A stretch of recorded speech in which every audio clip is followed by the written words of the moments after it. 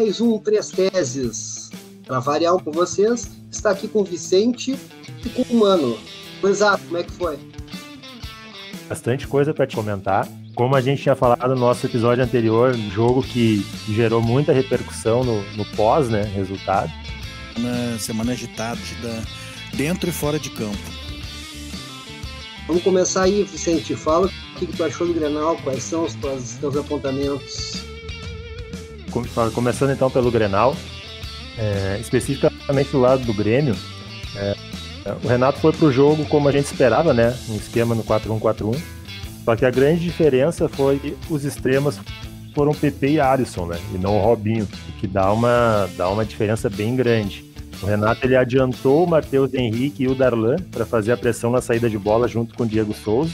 Isso prejudicou demais o jogo do Inter, né? Naquela jogada de baixar o Musto para sair tocando com os zagueiros. O Inter não conseguiu a superioridade numérica que normalmente tem para essa jogada. O Renato manteve os extremos ali, o Alisson e o PP, com os laterais e subiu esses dois, Darlan e Matheus Henrique, para fazer a pressão na saída. Eu acho que isso foi determinante para o jogo. O Inter não conseguiu desenvolver jogada, chegar à frente. E acho que foi por aí que o Grêmio ganhou o Grenal, na questão do desempenho. O Kudê acho que não conseguiu sair dessa artimanha que o Grêmio preparou. Acho, inclusive, que apesar de ser só 1-0, talvez tenha sido o Grenal com maior dificuldade para o Kudê e para o Inter no desenrolar do jogo. Acho que o Inter foi superior, talvez o único ponto do jogo, a única parte do jogo que o Inter foi superior foi no início do segundo tempo, né? Tem um lance ali antes do gol do Grêmio, que foi lá já perto dos 30, que o Matheus Henrique perde uma bola no meio, o Inter arma um contra-ataque, o Galhardo cabeceia, o Vanderlei defende. Depois tem uma bola parada, né, uma cobrança de falta do D'Alessandro, uma cabeça, que, se não me engano, do Musto. Mas fora isso, acho que a estratégia do Renato foi amplamente superior e o Inter não soube se desenrolar disso. E tem também o fator emocional, né? Acho que enquanto o Inter não conseguir zerar isso aí, né, do lance do acúmulo de Grenais sem vitória, a montanha vai ficando cada vez maior. E acho que isso está afetando dentro de campo. Não sei como é que tu viu o jogo, mano. Cara, assim, em Grenal, o primeiro tempo achei bem ruim, assim. O Grenal é bom quando sai um gol cedo, né? Daí os times têm que começar a jogar, mas como não foi o caso, foi um Grenal arrastado, assim, primeiro tempo, o Inter pior em campo. Eu achei assim, acho que esse fator psicológico nos jogadores, e tem mais um outro fator, pressão externa de imprensa e torcida interna dos bastidores ali do clube, né? Então isso fez com que o Kudê mudasse muito a forma de encarar esse jogo. Os outros Grenais, até o Grenal que o Inter perdeu, a gente pode ter visto o time jogar mal, mas dentro da filosofia que a gente vê o Kudê jogar desde sempre, né, nos times que ele treina. E nesse Grenal, não. Nesse Grenal, deu para ver que o time entrou de uma outra maneira para jogar. Ele não pressionou nunca na frente, nunca fez pressão na frente, não encurtou o campo. O posicionamento foi bem mais atrás, mais conservador, e pareceu assim que o Inter queria empatar o jogo, não queria perder o jogo. O Inter entrou para empatar o jogo, para manter a vantagem dentro do grupo e não perder, para aliviar a pressão. Acontece daí aquele gol do PP aos 30 ali do segundo tempo, e aí foi-se, né, cara? A estratégia do empate. O time estava jogando mal, não tava assim, violentando as características, né, que normalmente tem de enfrentamento do adversário. Isso tem muito a ver também com a confiança. Parece que perdeu um pouco a confiança o time, né? E isso deu para ver ontem também no jogo contra o São Paulo. Então, foi um Grenal ruim, assim, tecnicamente, poucas oportunidades. O Lomba, eu acho que ele não teve defesa, cara. Teve uma defesa e teve o gol. O goleiro do Grêmio fez 2 defesas também, poucas oportunidades. Truncado mesmo, como a maioria dos Grenais, mas o que me surpreendeu foi a postura do Inter, assim, muito diferente do que vinha nos outros jogos, inclusive nos outros Grenais. Eu acho que tem uma pressão interna aí que fez o Inter jogar um pouco mais, como é que eu posso dizer? De uma forma conservadora, tá? Eu achei estranho isso, porque parece que entraram na cabeça do nosso técnico, né? Bom, eu vou começar já discordando do meu querido Mano. já nessa arrancada de comentário que eu vou fazer sobre o Grenal.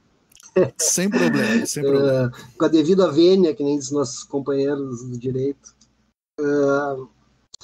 Eu vejo o seguinte, de 10, 45 minutos ou 10 tempos nos 5 Grenais, se o Inter teve superioridade em 2, foi muito. Veja bem, de 10, se o Inter foi superior em 2 tempos, foi muito.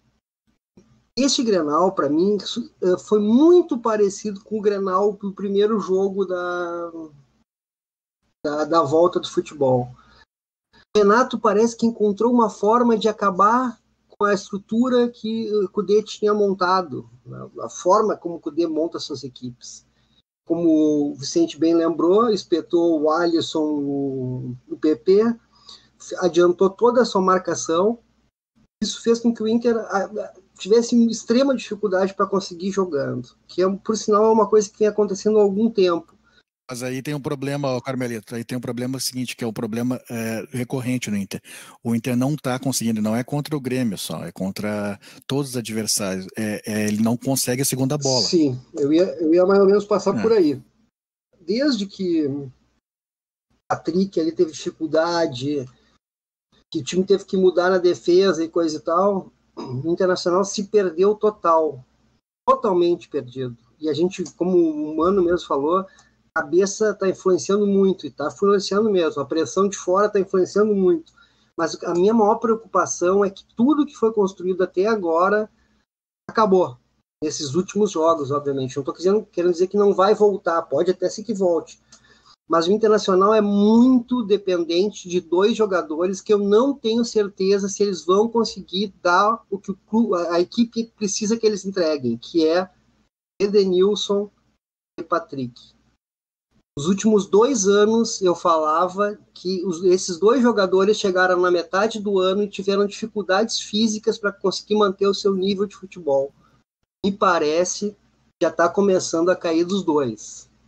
Eu acho, inclusive, que hoje, nesse momento, o Inter tem 3 jogadores no meio-campo, que são esses 3 e tem que jogar, que é o Johnny, quando tiver recuperado, o Patrick, quando tiver recuperado, e quem tá jogando, tá fazendo se desdobrando no meio-campo, é o Bosquilla. O Edenilson, ele parece que não tá com a cabeça no Inter. Eu não sei, cara, se os caras fizeram realmente a proposta que dizem que fizeram para ele lá do mundo árabe, eu acho que vai ser muito difícil, porque o cara, ontem, por exemplo, ele tava completamente desligado do jogo.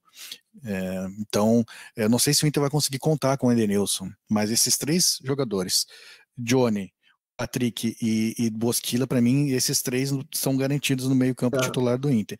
Claro, os 3 em condições. Eu acho também que o Edenilson pode até ter esse negócio da proposta, tá? Mas eu acho que é uma coisa mais física, mental e física do que qualquer outra coisa, na minha singela opinião. Eu acho que um ponto que a gente tem que lembrar também, a questão específica do Grenal, são os desfalques, né? Era um contexto que a gente estava prevendo o Grêmio muito desfalcado, mas no fim das contas o Patrick não conseguiu jogar, e no lado do Grêmio a gente teve um acréscimo que eram dúvidas de Kahneman e PP, né? E os 2 fizeram um grande jogo. É uma grande diferença, por exemplo, até para o Rodrigues ter do lado dele jogando o Kahneman. O Rodrigues conseguiu fazer um jogo seguro, porque tinha o Kahneman ao lado. E também teve o Lucas Silva, né, que talvez tenha feito o melhor jogo dele pelo Grêmio. Eu ainda tenho minhas dúvidas se esse sistema de 4-1-4-1 com o Lucas Silva de base ali, se ele vai servir para jogos em que o Grêmio tenha que propor mais o jogo, que o Grêmio tenha que atacar por mais tempo durante o jogo. Mas no Grenal, sem dúvida, funcionou muito bem. E a questão do desfalque acabou pegando mais pro lado do Inter. Talvez a gente tenha que falar, né? Até vocês estavam falando muito bem, eu concordo, sobre o lance do Bosquilla estar um pouco sobrecarregado, até o próprio Edenilson, né? E isso repercutir na parte física. Tem um jogador no Inter que eu não consigo entender a insistência do Kudê nele, que é o Marcos Guilherme, tá? Se a maior qualidade dita do Marcos Guilherme é a velocidade, né? Um jogador de puxar um contra-ataque, mas tu não vê ele passar em velocidade por ninguém, cara. Ele pega a bola ali no meio, carrega um pouco e procura um lateral para abrir, né? Eu acho que esse jogador tem que ser repensado a titularidade dele no Inter. Porque ele não é titular, né, Vicente? Ele joga a maioria dos jogos, né? Mas é porque o Inter tá se manchando, teve horas um grande problema que a gente não teve lateral esquerdo, né, cara? E ali foi um problemaço. Ali foi um problemaço ali. Um problemaço, exatamente. Inclusive o Renato usou isso, que agora a segunda parte que eu ia falar sobre o Grêmio. Renato, mais uma vez, o Renato deu show na montagem do Grêmio.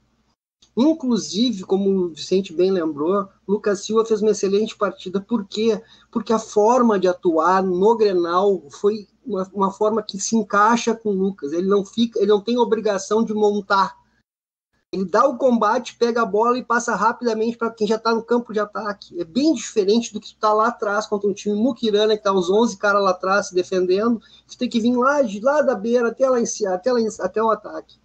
Então, eu acho assim, eu acho que casou a coisa. O Grêmio foi muito bem, como foi muito bem em 4 dos 5 Grenais, casualmente foi isso que ele ganhou, e, ao mesmo tempo, o Inter passa por uma situação que é preocupante demais. Por quê? Porque, além do jogo contra time grande como o Grêmio, ele andou passando por dificuldades para superar equipes muito ruins. Eu acho, primeira coisa, acho que é por aí.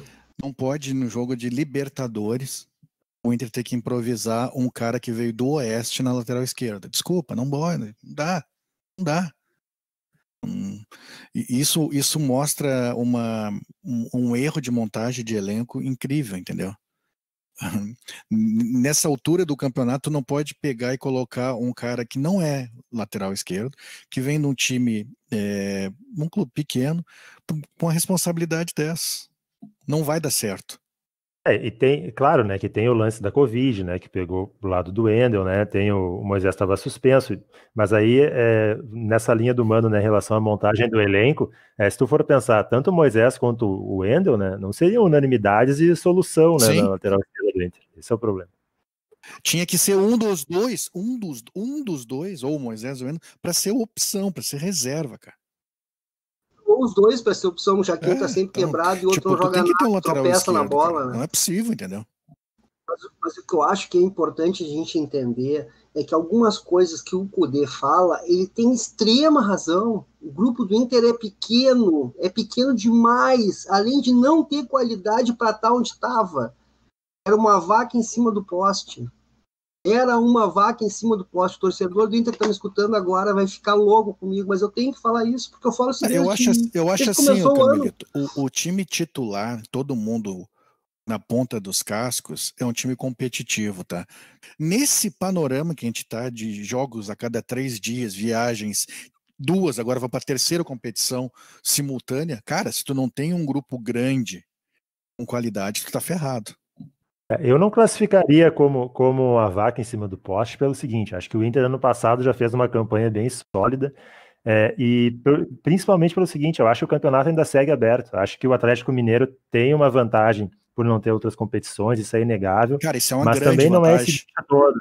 É uma grande vantagem, mas eu acho que o bicho não é tão feio. A gente pode falar mais pra frente sobre o Atlético, mas acho que o bicho não é tão feio. Eu acho que não é tão feio também. Se tu pegar assim, o time do Atlético, assim, não é um grande time. Não é um time que tá assim, tá na média. Corre muitos riscos durante o jogo. Perdeu, por exemplo, o Botafogo, entendeu? Tem um baita treinador, é um estilo diferente, ataca muito, finaliza demais. Assim, o campeonato vai ficar aberto. Só tem um problema. O grupo do Inter é muito pequeno e ruim. Agora, em novembro, dezembro, janeiro, ele vai ser o mesmo grupo. O mesmo. Porque ontem mesmo o Rodrigo Caetano avisou, não vamos enganar ninguém. Não tem dinheiro para contratar. Só vamos contratar se cair do céu, como foi as últimas contratações do Inter. Vejo os caras hoje reclamando do Leandro e do Abel. Estão 6 meses sem jogar, meu. Também não achei, não é desgraça. Ele jogou um jogo mal contra o Goiás. Agora, para a gente não fugir do assunto, tá? O grupo do Inter é pequeno e ruim. Vamos lá. Goleiros, laterais. Tá, eu não acho tão desgraçado assim. Eu não classificaria como ruim. Acho que pequeno e curto, talvez, mas ruim não. Eu acho que não é. Eu acho que falta grupo. Quais são? Tem 3 grupos melhores, 4, 5 melhores que o Inter? Acho que não. Eu tô analisando agora é o Inter. Vamos lá. Um zagueiro confiável. Eu não acho assim, ó, vamos lá, Carmelito. Qual é a melhor defesa do campeonato? Não é tão desgraçado. Mas não é tão desgraçado assim. O Cuesta não é um mau zagueiro. O Cuesta não é um mau zagueiro. Acabou a força física, acabou a força mental desse grupo, acabou. E com o treinador ainda dando coletivas, como se tivesse louco para ir embora, o troço vai cada vez piorar mais. E aí vem o que o Mano falou, o problema político que foi Mas olha criado. só, olha o peso que tem um Grenal, tá? Talvez não devesse ser assim, mas é. Se a gente invertesse os resultados, tá? Vamos fazer um exercício de imaginação aqui. Se o Inter tivesse perdido para o América, o Grêmio ganhado da Católica e o Grenal tivesse o resultado invertido também, vitória do Inter, eles teriam os mesmos pontos que tem hoje, mas olha a diferença que seria na pressão. Só que eu acredito que o Grêmio, que tem um treinador há 4 anos, tem muito mais estofo para passar por dificuldade do que um time que está sendo formado agora, que parou no meio de uma competição por causa de uma pandemia, que não tem lateral esquerdo, que tem um zagueiro só, que os volantes são muito questionáveis, tanto que o rapaz, o Johnny, eu acho que tem que jogar. É o melhor que tem no meio de campo ali. E do meio para frente, quem são os caras? Vocês acham que o Cudê retrocedeu valeu. E foi de novo com o Musto e Lindoso, uma coisa que ele já tinha abandonado? Quem é que tu botaria? Isso que eu tô falando, não tem grupo, amigo. Não tem grupo. Qual foi o bom jogo que o Renato fez esse ano? Vamos lá. Não, de novo, a gente já falou isso no episódio passado.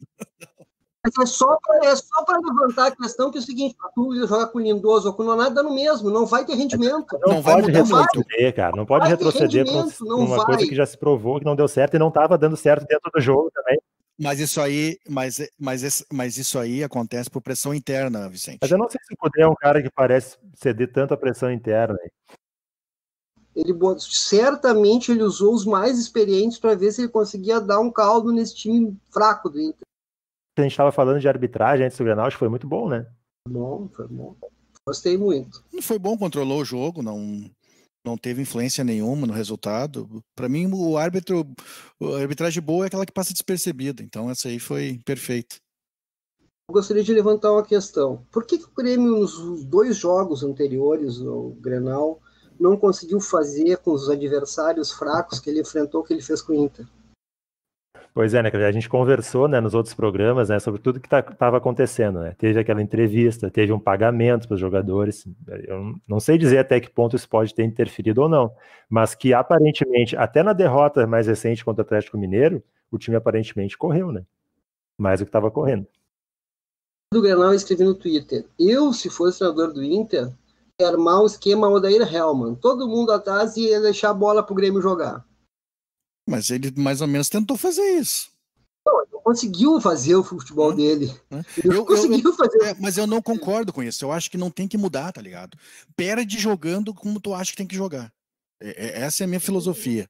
Mas é que sem Edenilson e Patrick é difícil jogar no modelo que o Cudê gosta, né? Não, eu entendo. Só que assim, ó, tu não pode violentar totalmente teu estilo de jogo. Mas até que ponto isso foi uma estratégia do Cudê e até que ponto isso foi imposto pelo Grêmio? Eu acho que o Grêmio surpreendeu muito. Isso! Não, ele não pode ter sido surpresa, porque no primeiro Grenal da volta do futebol, o Renato fez a mesma coisa. Mas não foi a mesma coisa. Não foi subindo o Matheus Henrique e Darlan para marcar a saída de bola nos zagueiros, cara. Isso foi muito... O resultado foi o mesmo. O Inter não conseguiu criar. Mas nesse o Inter não conseguia sair jogando. Vanderlei no primeiro tempo, mas a câmera quase não enquadrou o Vanderlei, cara. Mas me diz, quando é que o Inter pressionou a saída de bola do Grêmio nesse jogo? Não conseguiu, a linha do Grêmio estava muito à frente. Conseguia? Não, mas não conseguiu, não conseguiu, não tentou. Nunca, o time não foi, cara, o time estava esperando atrás no próprio campo, cara. Desde o início do jogo. Grêmio, mano. Foi uma imposição, foi uma tática do Renato para cima do Inter, que é isso que eu tô falando. Não foi, quando o Grêmio recuava as linhas dele também, e recuou várias vezes durante o jogo, o Inter não avançava. O Inter não pressionou nos 90 minutos. Eu acho que algumas. A minha tendência é concordar com o Carmelito nessa. Não O grupo Eu acho que não é ruim. eu acho que o Grêmio condicionou esse tipo de jogo, e eu acho que além disso, né, claro que tudo é uma soma. Por exemplo, um cara que nem o Jussa, ele não conseguiu dar nada de profundidade. Ele praticamente não passou o meio-campo com a bola para apoiar o ataque. Vou te dizer, se fosse o Moisés, ia ser muito pouca diferença. Não, mas tem mais presença, pelo menos presença ofensiva. Pode não ser qualificada e tal, mas tem mais presença ofensiva, né, Carmelito? Mas ele ia ter o Orihuela caindo em cima dele ali, como o Renato fez. É isso que eu estou dizendo. A vitória foi uma vitória tática do Renato em cima do Inter, que foi um Inter cambaleante, um Inter fraco cambaleante. Concordo totalmente. Foi como eu falei na abertura lá do Grenal. Para mim, foi um dos Grenais onde a estratégia do Renato foi mais superior à do Cudê. Eu acho assim, ó, não adianta querer culpar o Cudê porque ele não botou o time para frente. Não, isso é um equívoco. Não é não botar o time para frente, é violentar a maneira de jogar. E eu tenho certeza que o Inter não entrou do jeito que entrou nos outros jogos. Eu tenho certeza que a orientação não foi a mesma. O Inter entrou de um jeito diferente. A orientação do Inter nesse Grenal foi jogar diferente. Foi tentar segurar o Grêmio e buscar o empate. E eu tenho certeza que foi isso. Eu consigo entender isso, porque o treinador fica brabo quando tu pergunta se ele vai jogar de outra forma. Ele pode ficar brabo, cara. A hora de responder, ele pode até ficar brabo, mas dentro de campo foi que se viu desde o início do jogo. Ele não tinha como jogar, mano. Ele não tinha equipe para fazer o que fazia em outros jogos que ele conseguiu fazer o que ele queria. Ele jogou assim contra o Palmeiras, com a equipe mais descaracterizada ainda, o Carmelito. O Palmeiras que arde, né? Não interessa. Todo respeito, arde. Não, pode arder, mas individualmente talvez seja melhor que o time do Grêmio. E quanto o Palmeiras, ele fez isso, com um time muito mais caracterizado. Eu acho que a orientação do time foi equivocada. Eu acho que tem influência aí. Então, a turma que tá pedindo para demitir ele tá certo, então, porque já que ele tá errando nos últimos jogos. Eu espero que ele erre com as convicções dele, cara. É isso que eu espero. Mas, cara, o que ele fala toda coletiva? A gente tem que escutar o que os caras falam, pra gente pelo menos ter uma... Tá, ele tá falando alguma coisa que faz coerência ou não tem coerência. Pra mim, ele tem total razão quando fala que não tem grupo. Total. Mas isso eu não discuto. Pois é, mas daí ele vai jogar um Grenal sem os principais jogadores. E o que ele faz? Ele se reforça no meio de campo para quê? Para não tomar uma saranda. Bom, então tu concorda que ele entrou nesse Grenal diferente. Não, mas como é que tu iria entrar, mano? Não, eu tô te dizendo, eu não tô dizendo como é que eu ia entrar. Eu tô te dizendo assim, tu concorda que ele não jogou da mesma forma, que ele entrou nesse Grenal diferente. Vou mudar a pergunta. Como tu entraria no Grenal com esses jogadores que tu tinha para jogar, para fazer a mesma coisa que ele fazia antes? Não, eu quero saber o seguinte, foi o nosso ponto de discordância, é o que eu tô te perguntando agora. É a mesma coisa. Não, tu concorda que ele entrou diferente? É a mesma coisa. Eu vou te dizer que é a mesma coisa. Por que eu vou te dizer que é a mesma coisa? Porque ele não teria como fazer como tu tá dizendo que ele deveria ter feito, como os outros jogos. Por quê? Porque ele não tinha jogador. Então beleza, mas ele entrou diferente, foi uma estratégia diferente para esse Grenal. Ele entrou para se defender, correto? Mas em nenhum momento, no meu singelíssimo entendimento, ele entrou com a ideia de se defender, porque se fizesse a ideia de se defender, ele deixaria a bola com o Grêmio. Não foi o que Mas o Grêmio não quer a bola, cara. Esse time do Grêmio não quer a bola. Não adianta ele querer dar a bola pro Grêmio, que o Grêmio não ia querer a bola. Mas os jogos que o Grêmio não ganhou recentemente, o Grêmio foi obrigado a criar. Não queria a bola. Vou te dar um jogo do Palmeiras. Entende o que eu quero te dizer? Uma coisa assim, ó, tu tem um pensamento de futebol que tu quer que aconteça. Outra coisa é tu conseguir fazer ele funcionar. Tá, mas tu concorda que o Grêmio não queria a bola nesse Grenal também? Ele queria a bola. O Grêmio queria a bola. Eu discordo disso. Ele queria a bola, sabe onde? Sabe onde é que ele queria a bola? No campo de defesa do Inter. Foi o que ele jogou o jogo inteiro. Jogou o jogo inteiro assim. Ele adiantou exatamente para dificultar a saída do Inter. Só que quando o Inter conseguia sair, o que o Grêmio fazia? Mas daí é uma coisa lógica. Pois é, mas é o que faz, é o que vem fazendo em todos os jogos. Ele baixa as linhas e o Inter ficou tocando. Tanto no primeiro tempo o Inter teve mais posse de bola, mas aquela posse de bola inútil. Porque o que aconteceu? O Grêmio baixava as linhas, o Inter ficava tocando a bola e não tinha profundidade nenhuma, porque o Grêmio estava todo no campo dele. E deixava o Inter tocar a bola. Eu vou dizer que assim, ó, ali pela metade do segundo tempo, a estratégia do Grêmio começou a me preocupar, porque eu entendi a estratégia do Grêmio no início como foi querendo buscar um gol cedo, provocar um erro de saída de bola do Inter para achar um gol e deixar o nervosismo pro lado do Inter. Até comecei a pensar, mas esse time vai cansar, os caras não vão aguentar fazer isso o tempo todo. E é claro que tem momentos que tem que baixar a linha, entendeu? Mas acho que a estratégia foi bem feita do lado do Grêmio e acho que o comportamento do Inter foi mais condicionado pelo Grêmio do que por estratégia do Cudê. Isto! É isso aí. Mas é o que eu estou dizendo. A estratégia eu acho que são as duas coisas. Não tem que ficar se defendendo do seu campo, que é onde ele vem falhando. Falhando não, ele não vem conseguindo os resultados.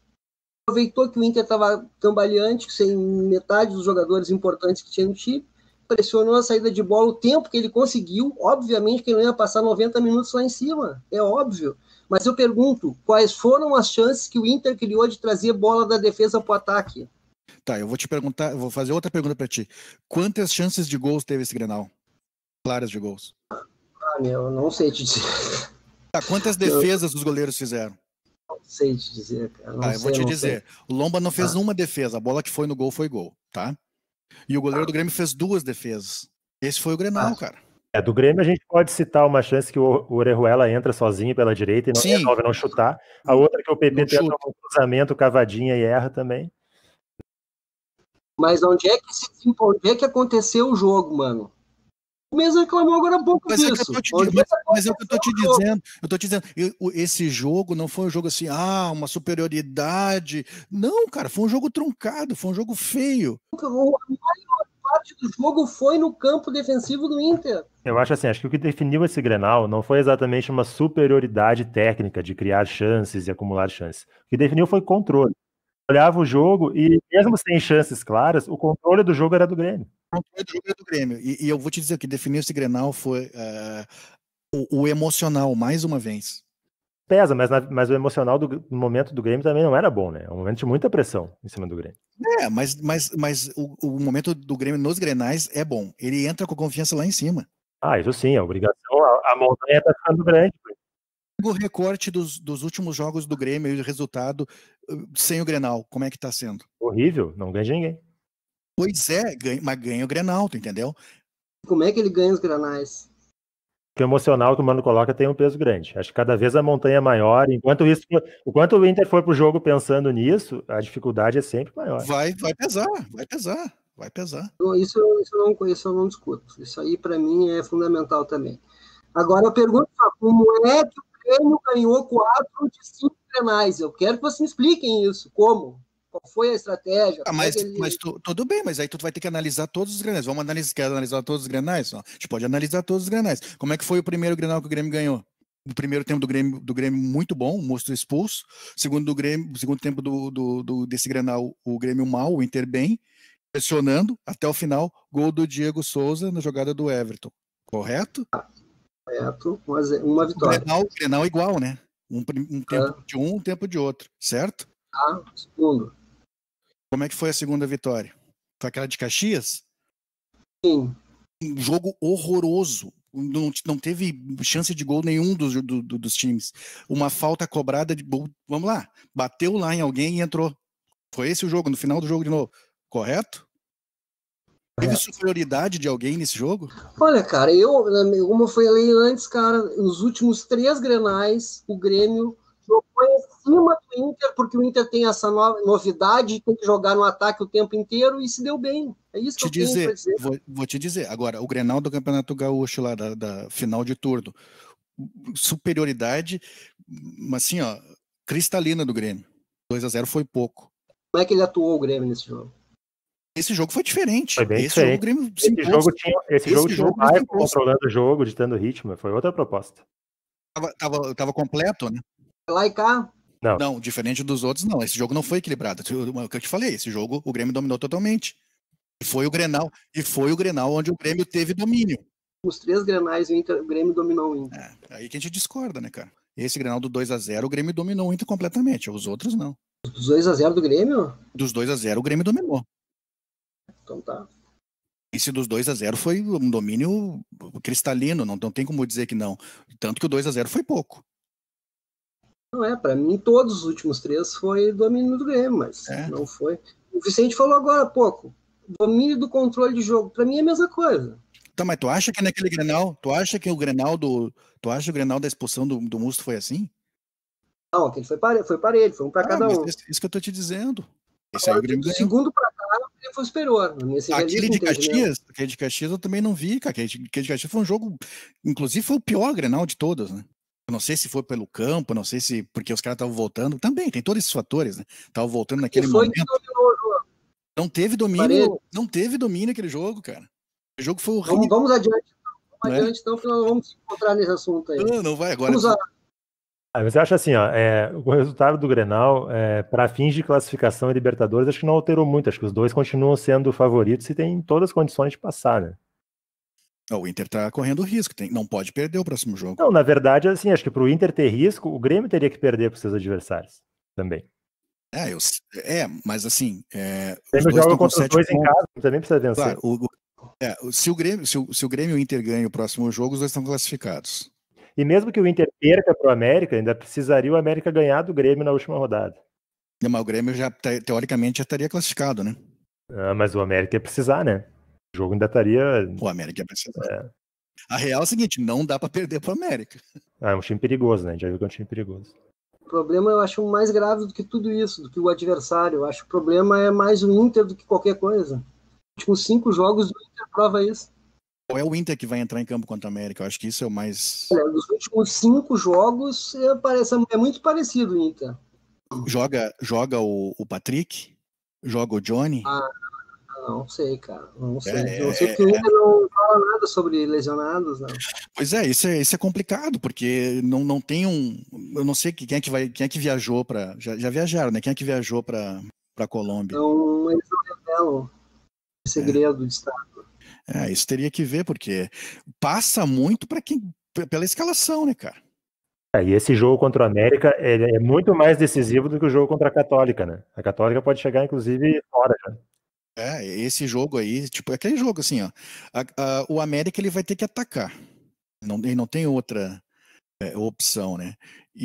Só que assim, o Inter, se ganha o jogo, tá classificado. É a final pro Inter esse jogo contra o América. Vamos ver o cenário desse jogo específico, tá? O América é um time que tem uma defesa fraca, ele não vai saber jogar de outra forma que não seja atacando. Você tem que arrumar algum jeito. O jeito de jogar. Tem que arrumar um jeito de explorar esse tipo de coisa, tá? O Inter vai ser pressionado, mas vai ter campo para jogar, né? O que tem que ver é quem vai usar para jogar em velocidade assim, ou se vai procurar cadenciar o jogo, travar o jogo. Cara, eu vou ser bem sincero, com a quantidade de desfalques e o contexto do jogo, e tendo jogado pouquíssimos minutos nos últimos jogos, eu pensaria no D'Alessandro para um jogo desse. Nem viajou. O D'Alessandro tá fora. Tá fora? O problema é pessoal. Então, Aí, se o Patrick não jogar também... complica. Deixa eu te falar uma coisa. Vamos pensar no que tu falou, tá? O Inter vai ter campo para jogar.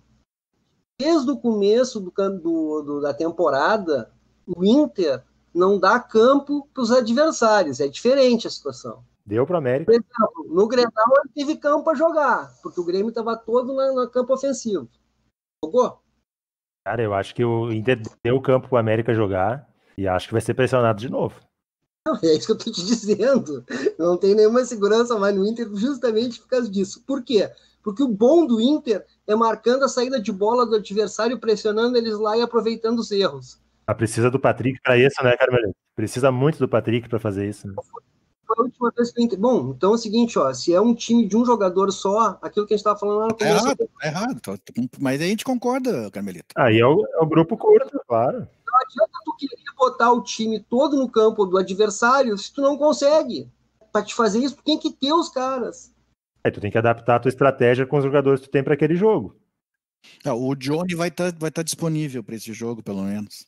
Mas vai jogar em qual? Eu colocaria nele da do Musto, né, cara? Pois mas não vai rolar, né? Já se provou que até o Lindoso tá na frente dele nessa preferência aí. Eu acho que assim, a montagem do meio-campo do Inter começa com o Johnny como o cara ali no lugar do Musto. Começa assim, para começar a acertar o time.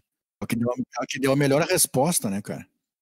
Pois é assim, ó, mas ontem eu também escrevi isso, né? A falta que faz o Johnny, né? Ontem não, né? No sábado. A dificuldade é como fazer o Inter voltar a marcar no campo ofensivo. Como?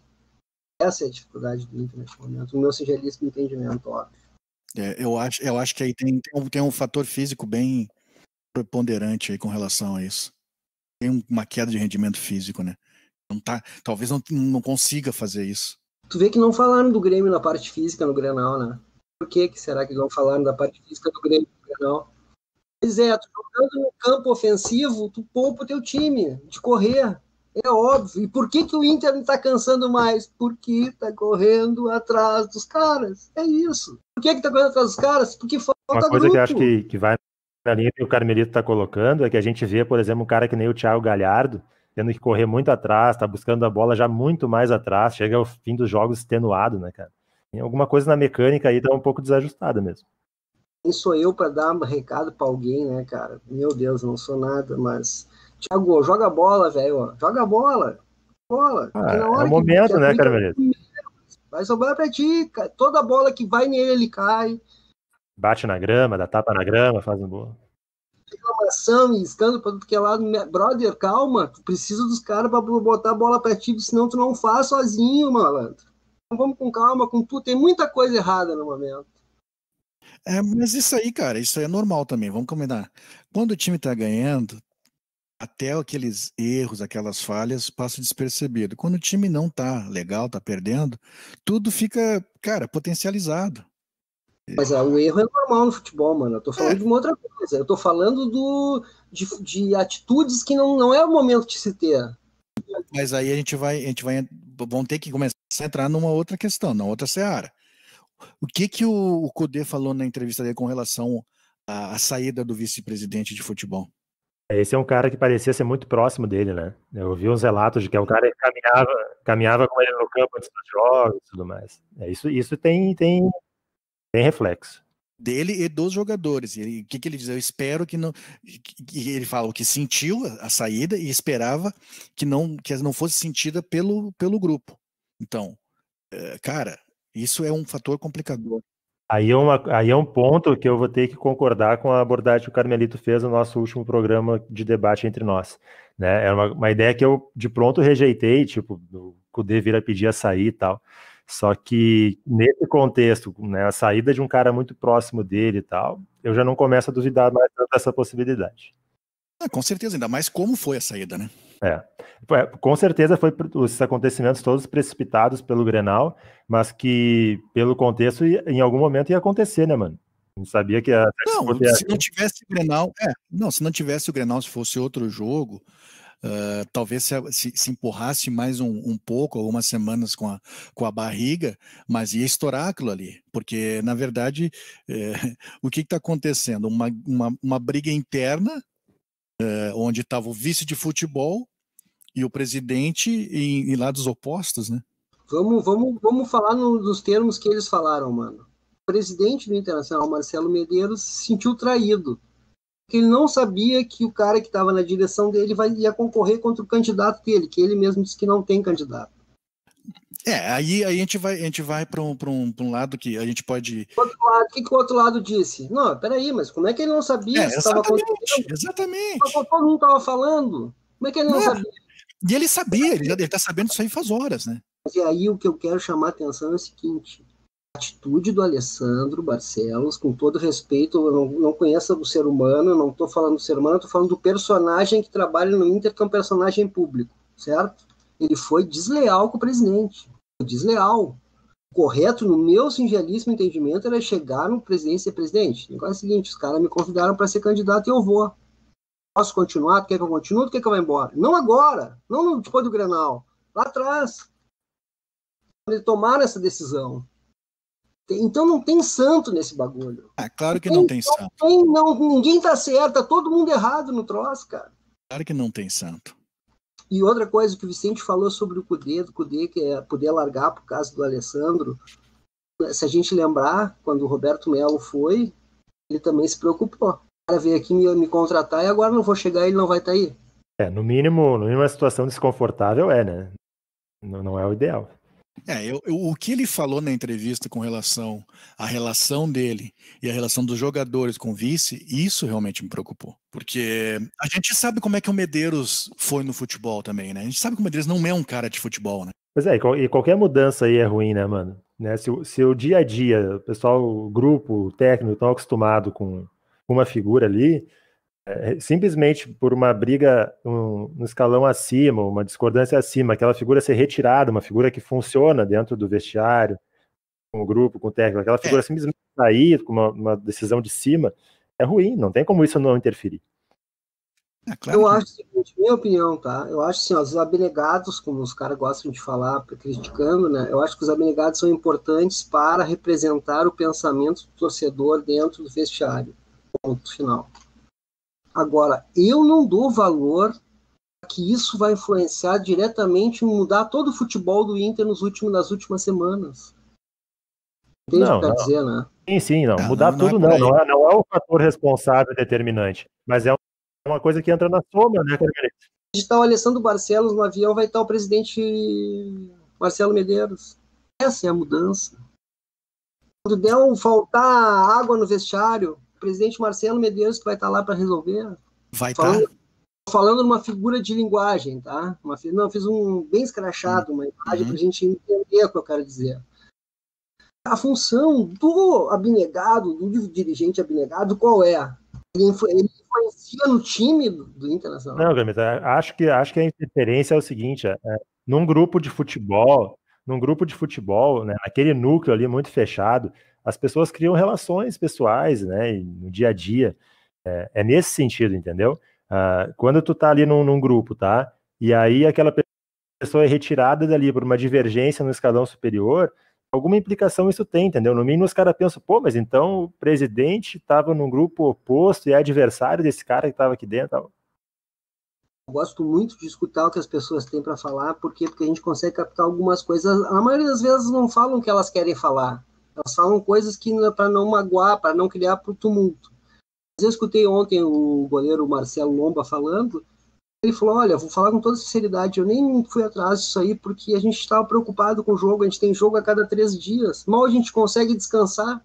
Não, eu também acho que o jogador está mais preocupado com isso, mas tá do lado deles, né, cara? O que eu acho é que é o seguinte, ó, o presidente agora vai ter que ficar mais próximo do Rodrigo Caetano, vai ter que dar a base pro Caetano, vai ter que estar lá no dia a dia. Porque senão vai ampliar a dificuldade. Isso que eu acho. Só um parênteses aí, tu falou do Lomba e eu venho criticando ele dos últimos jogos, eu achei que ele tinha falhado bastante e ontem no jogo contra o São Paulo ele é o responsável direto pelo empate. Acho que é a cara dele isso, toda minha sinceridade. Ele falha algumas bolas, em outras vezes ele faz milagres e salva. Quantos pênaltis ele já pegou pelo Inter? Só para dar um exemplo. Não sei, mas ontem a partida dele contra o São Paulo, ele salvou. O empate pode botar na conta dele, porque era derrota, né?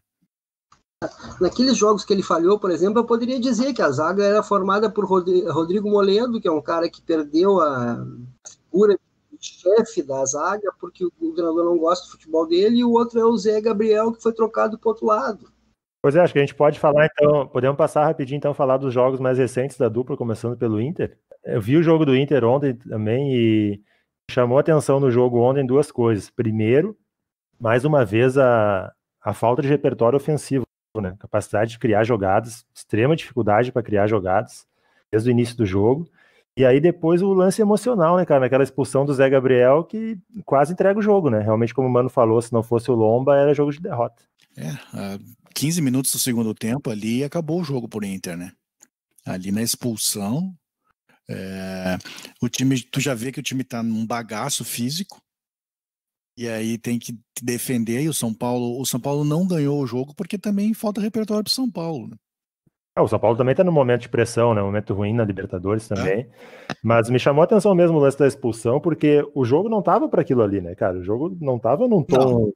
Não, ali ele passou total do tom, ele foi muito forte na jogada, e uma meio jogada do campo, sem né, sentido, sem sentido, né, lá no lateral do meio do campo ali, lance sem perigo nenhum. Outra coisa, eu sou um cara que eu defendo muito a base, defendo a utilização da base. Só que assim, eu acho que o jogador que tá no grupo, que vem da base, ele tem que estar assim, ó, ele tem que se preparar mais que os outros. Ele tem que ter mais vontade que os outros. Porque se ele não tiver preparado, quando ele tiver oportunidade, ele vai falhar. E é muito mais fácil tu queimar um jogador da base. Pois é, o Heitor, falando nisso, o Heitor não pareceu para vocês até fora de forma? Exatamente, eu falei isso para falar do Heitor. O Heitor estava completamente fora de forma. Isso aí é inadmissível, cara. Assim, ó, eu acho o Heitor um jogador de qualidade, só que eu acho que ele vai cair assim no grupo, porque daqui a pouco o Mazetti, que está no Sub-20, está muito bem no Sub-20 de novo, fez uma excelente Copa São Paulo e continua jogando bem agora no Brasileiro. Vai passar ele, porque, cara, o cara tem que estar preparado. Surgiu oportunidade, o cara tá fora de forma, cara. Não é possível isso. Foi o último jogo que ele jogou? Não lembro, Carmelito. Não lembro. Deve ter sido no Gauchão ainda. Acho que jogou uma no Gauchão, hein? E fora de forma, e até com entendimento tático, né? Estranho, né? Várias vezes ele quebrava a linha, saía da linha defensiva. Mal mesmo, Heitor. Vou dizer uma coisa, eu sou um crítico, tá? Muito grande inclusive nosso querido amigo Guilherme Gomes já me cornetou por causa disso, que ele é bruxo do Heitor. Que eu critico demais o Heitor e tal. O Heitor tem muitas dificuldades, tá? Mas casualmente ontem, eu dou um desconto para o Heitor. Vários motivos. Como tudo no futebol não é um motivo só, são vários que acontecem, né? Ontem ele teve vários motivos para ter um desconto ontem. Por exemplo, ficar sabendo em cima da hora que ia jogar. Vai ser uma bobagem, mas muda a cabeça do cara. Outra coisa é o seguinte, o último jogo do Heitor, sabe quando é que foi? 8 de fevereiro. Muda, Carmelito, mas é o que eu falei antes. O cara que vem da base, ele tem que estar preparado, cara. Como é que ele vai ter ritmo de jogo? Mas a questão não é de ritmo, ele estava fora de forma, cara. Bom, isso aí eu não acredito que o Internacional e o Grêmio tenham jogadores fora de forma. Não acredito. Em toda a estrutura que eles têm, eu não acredito. Por sinal, tem um cidadão aí um fake aí das redes sociais que escreveu uns dias antes, o Heitor, aquele gordo. Não entro nessa, né, cara? Eu não entro nessa aí. Só para destacar rapidinho, o Bruno Fux escreveu para esse cara aí, esse fake da internet. O cara tem o melhor índice de gordura do coisa. Eu não entro nesse lado aí, porque, né, não vou acusar o cara. Eu não entro nessa aí porque nem com o Heitor, nem com o Rodinei, nem com ninguém, entendeu? Nem com qualquer jogador, porque aí é outro lado, né, cara? Da galhofa, né? Não era. Isso aí isso aí, né, mano? Isso aí é coisa de gente aproveitadora, né, cara? E quando o time tá bem, tá todo mundo ganhando, eles não falam nada, né, cara? Aí tá tudo bem. Tá atrás de like, tá atrás de retweet. Eu só trouxe essa... Não, eu entendo. Esse recorte, porque é o seguinte, tá muita gente falando que ele tá fora de forma. E falar que ele tá fora de forma é que ele tá gordo. É a mesma coisa. Não, eu não falo fora de forma no sentido que o cara tá gordo. Eu falo fora de forma que ele não tá com mobilidade para jogar. Isso pode ser em função de ritmo, pode ser em função de atitude, pode ser emocional, pode ser um monte de coisa. Eu acho que ele não tava em forma para a partida, tava destoando dos outros daquela partida, entendeu? O que eu acho, assim, e aí é para qualquer jogador que tá esperando oportunidade, é que ele tem que estar preparado para a oportunidade. Eu concordo contigo. Gênero, número e grau. Só faço a pergunta. Jogador que não joga há 7 meses, como é que ele vai ter ritmo? Não, tudo bem. Eu sei que o ritmo de jogo aí não vai ter, mas são outras questões, né, Carmelito?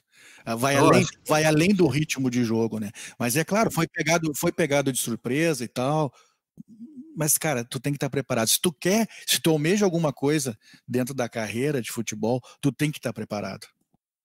Quando o Grêmio contratou o Thiago Neves, eu falei num momento com meus amigos que eu converso assim, não vai dar certo. Mas por que o cara joga bola? Joga bola, mas ele precisa estar jogando para ter ritmo, senão ele não vai conseguir jogar.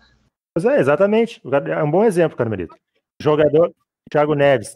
Thiago Neves era um jogador fora de forma, não era gordo. Ele tá fora de forma. Tem uma diferença. Vicente, no futebol, existe uma coisa que é muito cruel, que se chama ritmo de jogo. Sim, Carmelito, mas é isso que a gente está dizendo. Se o Heitor está sem ritmo de jogo, então, Heitor, Não sai da linha defensiva, não quebra a linha, entendeu? Faz a tua, tem que ter esse tipo de consciência. É esse lance que a gente tá falando. Faz o feijão com arroz. Eu cheguei à conclusão que o Cudê é o culpado mesmo. Não, cara. O que ele tem a ver com sair do Heitor? O Heitor é quem ele tinha para escalar?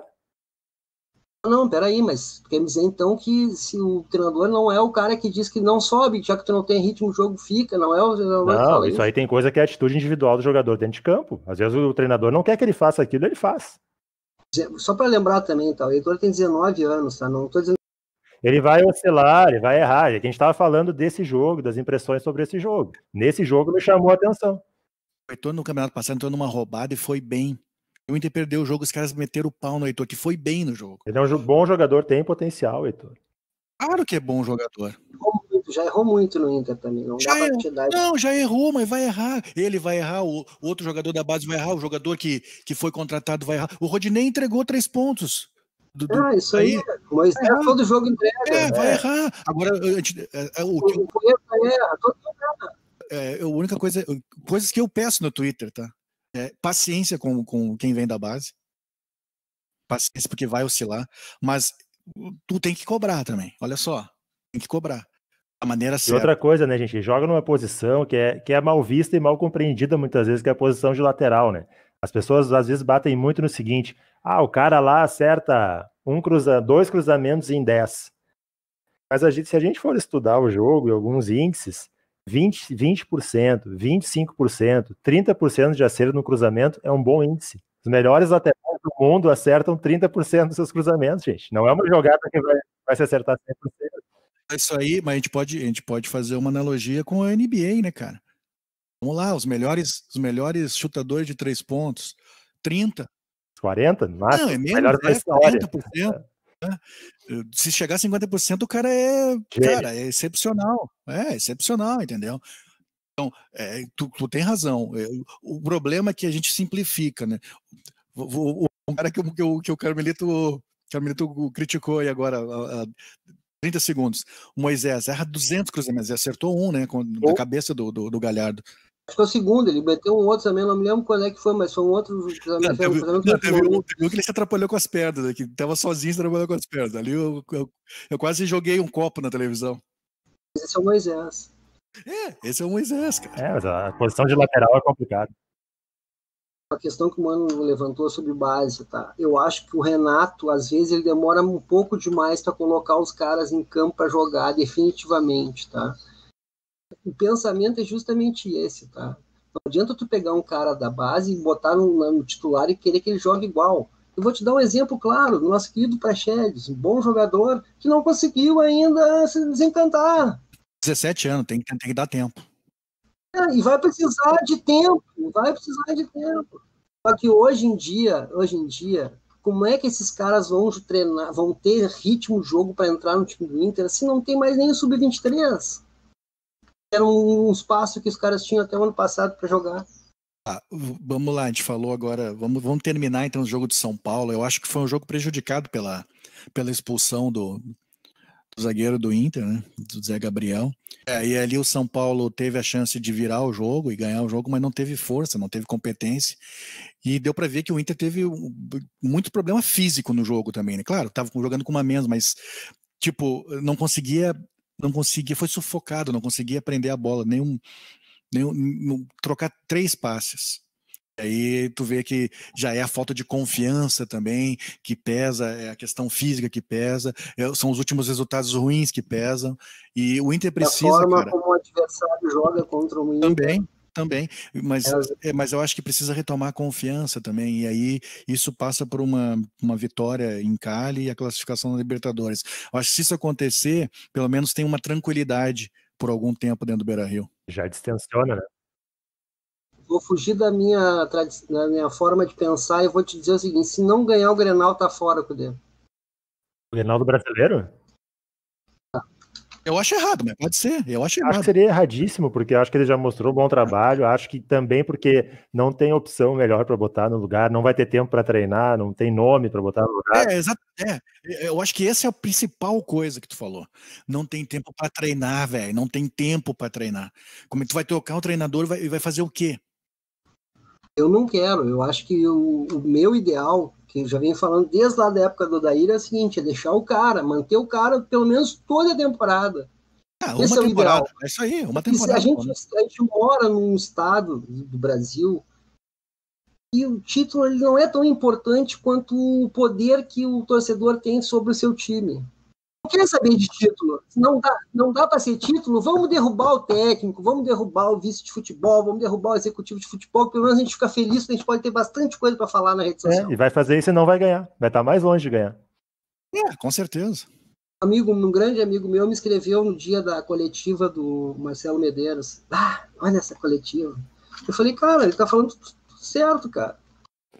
Então, isso é o normal no futebol gaúcho. Todas as coisas, por exemplo, Romildo e Renato Detran dão uma entrevista para acalmar os ânimos antes do Grenal. Aí a gente fala da entrevista e não fala para de falar da porcaria que foi o jogo do Grêmio lá no Chile, né? Mas aí no jogo seguinte ele foi lá e ganhou.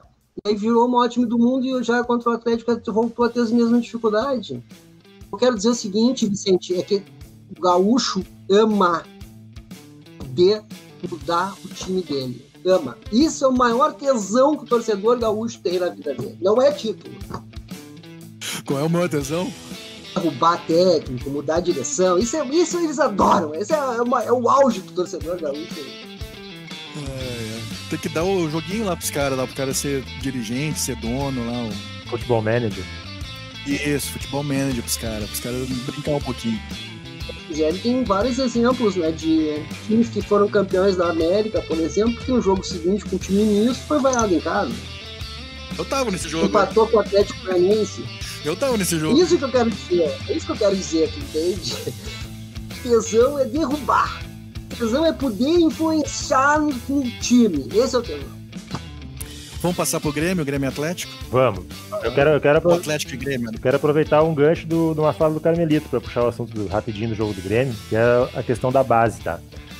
O primeiro é o seguinte, né, cara? Já há alguns anos já, né, que enquanto o Grêmio tá em meio a jogos de Libertadores, o Brasileirão é encarado quase como se fosse um estorvo, né, pelo Grêmio.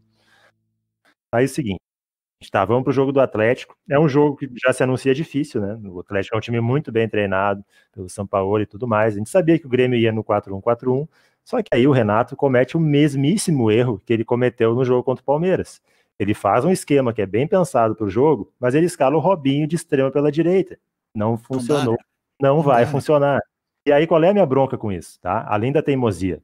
Ele tinha opção. No banco ele tinha Luiz Fernando, Guilherme Azevedo e Ferreira. Essa posição. Eu acho que o melhor ali é o Luiz Fernando, que entrou bem no jogo. O melhor, pela experiência, pela cancha, né, pro tipo de jogo e tal. Aí a gente perde 60 minutos praticamente nisso aí, tá?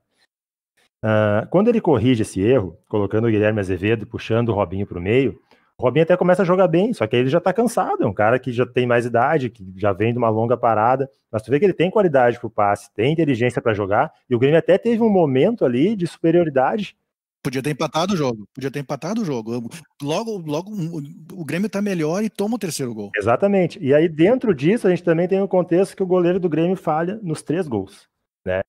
Ele é um cara que tem bons fundamentos para a posição, alguns bons fundamentos, só que ele tem um problema gravíssimo para a posição que ele joga, que é o de posicionamento, cara. No primeiro gol, ele não tem noção da distância que ele tá da linha do gol e faz uma defesa difícil, mas atrás da linha, né? E se for no terceiro gol do Atlético, é claro que tem muito mérito do lançamento do Everson, o Keno estava iluminado ali naquela noite, só que se a gente for ver na primeira tomada do gol, o Paulo Vitor ele ameaça sair para tentar fazer o abafa no Keno, e daqui a pouco ele refuga e começa a correr para dentro do próprio gol. Ele perde completamente a noção de onde que ele tá, da posição que ele tá em relação ao gol. Tanto é que ele tá fazendo a defesa praticamente já fora da trave, entendeu? É tipo o lance do Lomba e do PP no Grenal, né? Acho que pode lembrar um pouco, assim, não tem muita noção de onde tá em relação ao gol, né? E no segundo gol, apesar do desvio, a bola não vai muito pro canto. Eu acho que era uma bola que um goleiro de um nível melhor talvez defendesse. Mas enfim, acho que foi um jogo que a derrota não era um resultado inesperado, mas que o Grêmio poderia ter conseguido algo mais do jogo, né? Até como eu falei antes, eu acho que o bicho ali do Atlético não é tão feio, não. Acho que ofensivamente é um time que cria muito, finaliza muito, mas expõe demais a sua zaga, e é uma zaga lenta, pesada. Não sei não. Assim, ó, vou dizer, eu vi alguns jogos do Atlético em Minas, tá? Contra o Corinthians. Eles viraram o jogo, mas tiveram muita dificuldade, principalmente defensiva. O Corinthians fez 2 gols no primeiro tempo, podia ter feito o terceiro, e aí depois o Corinthians é um time ruim, né? Então aceitou a pressão e tomou a virada. Eu vi Atlético e Ceará, que foi criminoso o jogo. O Ceará teve muito perto de vencer o jogo e tomou 2 gols no final. E esse jogo do Grêmio contra o Atlético também foi um jogo que o 3-1 é mentiroso. O Botafogo ganhou do Atlético num jogo que o Atlético foi muito mal. O Botafogo. Então o Atlético é um time. O Atlético ele tem um grande treinador. Ele tem um bom grupo de jogadores. E ele tem a principal vantagem: só tem uma competição para disputar. Então eles fisicamente vão sobrar na competição, e taticamente também vão sobrar, porque eles têm tempo para treinar, coisa que os outros clubes não têm. E mais uma coisa, né, mano? Eles têm essa vantagem do menos desgaste físico, tempo para treinar e condição de repetir time, né? Exatamente. Não tem, os outros não têm. Eles vão repetir, vai trocar um ou outro, mas vão repetir. Mas não é um bicho, cara. Não é um bicho. O que tu acha, Carmelito? Eu acho o seguinte, cara, eu acho que quem vai ganhar esse campeonato vai ser justamente o brasileiro, estou falando, né? Talvez não seja até o que tiver mais grupo, que não sei se o Atlético também tem tanto grupo assim, mas o time que for mais regular, poxa, mas descobriu o Brasil, Carmelito, o time que mais regular vai ganhar o brasileiro. Eu quero dizer o seguinte, ó, quem errar menos vai ganhar. Por quê? Porque eu vejo todos os times, eu assisti todos os times do brasileiro até agora, e eu não consigo dizer qual é o candidato. Eu acho que tem total razão, Carmelito, né? Porque pelo seguinte, não é um campeonato fácil de ser regular, não. Não é. E eu vou te dizer outra coisa, tá? Eu concordo com o Renato, concordo com o Mano, concordo com o Vicente. Eles têm a vantagem de estar jogando uma vez por semana.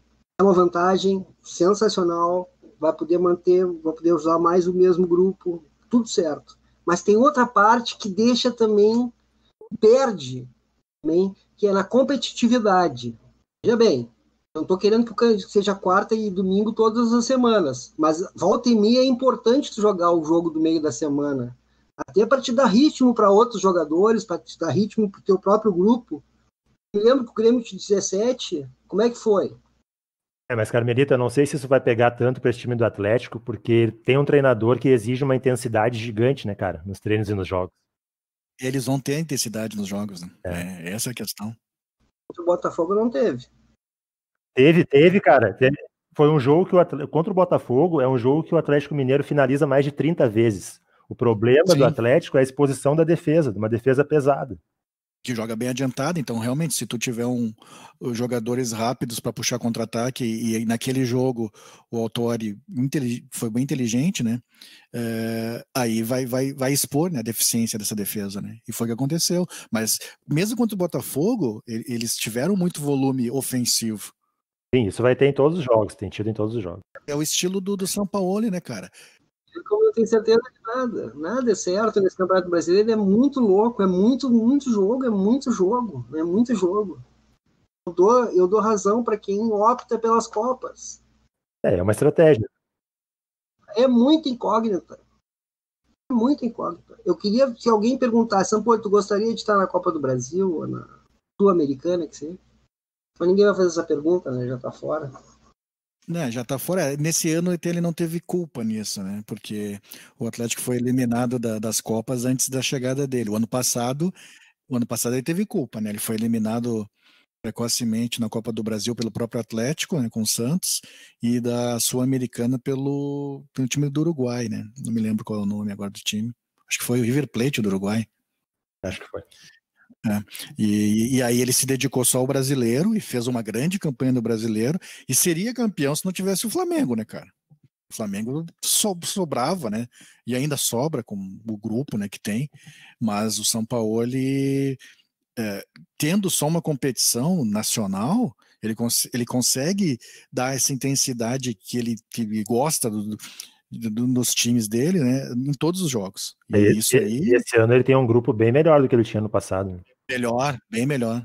Então, Me perguntar, o Atlético Mineiro é favorito? É difícil falar em favorito, né? Ainda mais nesse contexto de pandemia e de paralisação de campeonato e jogo que sai, jogo que não sai. Na segunda rodada, eu acho, concordo contigo, ele é um dos candidatos. Fortes. Sim, forte candidato. Neste momento. Sim, a gente tem que fazer recorte, né? Nesse momento, né? Ele porque tem essa vantagem, né? E é uma vantagem, né, cara? Os times, a gente tá vendo que os times todos já estão no bagaço físico, né, cara? Hoje, esse ano, quando os caras falam em ano atípico, os dirigentes de Inter e Grêmio falam muito nisso, os treinadores também. Ano atípico não é porque treinou 2 semanas e começou. Não é, porque parou 4 meses. Nunca tinha acontecido na história do futebol mundial parar 4 meses. Nunca. E depois começar terça, quarta e domingo. Não, e ainda com o fator Covid, né, cara? Toda semana se perde 2, 3 jogadores por Covid. O Cudê e o Caetano foram muito felizes quando eles falaram que a Covid é uma nova lesão para os jogadores, para os grupos de futebol. Que o cara fica 10 dias fora. Tem uma coisa mais grave ainda, que acho, não sei se foi o Cudê ou se foi o Caetano, mas um dos dois falou. Uma doença pulmonar. Sim. Foi o Cudê. As pessoas não sabem qual é o tamanho. A sequela que vai ficar. A sequela que as pessoas vão ficar. Tem pessoas que nem têm os sintomas da Covid e sofrem com consequências da doença. De coração, de pulmão. Neurológico também. Então, cara, eu tava pensando esses dias, né, cara? Isso é uma bela de uma matéria, para quem tem tempo para fazer, é uma bela matéria de fazer, né? O que os jogadores vão sofrer com a Covid? É o impacto, né? É bem complicado. Não, o Grenal feminino, vamos falar do Grenal feminino. Conseguiram ver o jogo? Eu consegui, cara. Difícil pra ver o jogo na TV da CBF. A transmissão deixa bastante... Cara. Eu vi também o jogo. O que tu achou, Carmelito? Deixa eu falar uma coisa, em relação a isso que o presidente falou aí, é difícil de ver, que o mano reclamou que não conseguiu ver. Cara, tá bom, a gente pode reclamar, mas todo mundo também bater palma, porque hoje tem sub-20 pro cara ver, tem feminino. Sim, claro. Tem essa exposição. Quanto mais melhor.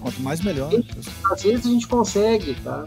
Eu vi o Grenal feminino inteiro, de cabo a rabo, tá? Sem problema nenhum, a não ser com o nosso cameraman, que tava meio perdidinho, assim, em alguns momentos.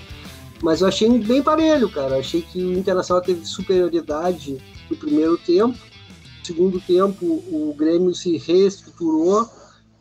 Chegou a ter um pouco de domínio do jogo, mas quando ele começou a ter domínio, o Internacional até então praticamente só atacava, mostrou a sua qualidade defensiva, né? Conseguiu segurar o Grêmio até o apito final. Eu vi o jogo também, acho assim, individualmente, acho que o grupo do Inter feminino é superior ao grupo do Grêmio, tá? Além disso, o time do Grêmio é um time que joga muito defensivamente. E aí, como tomou o gol muito cedo ali, por volta dos 10 minutos, o jogo ficou bem à feição para o Inter. Acho que o Inter conseguiu controlar o tempo inteiro.